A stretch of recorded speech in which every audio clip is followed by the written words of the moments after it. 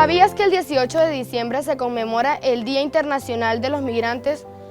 Según Naciones Unidas, busca la promoción y protección de los derechos de los migrantes. Nosotros somos miembros del asentamiento migrante más grande de Latinoamérica, la Pista Maicao.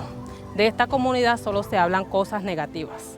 Pero somos gente trabajadora, luchadora, emprendedora que le aporta a este país. Esta fecha se propuso con el fin de promover los derechos que tenemos los migrantes en cualquier lugar del mundo. Por tal motivo, en el asentamiento La Pista estamos personas retornadas, migrantes, y los invitamos a la segunda Feria de Integración Fronteriza.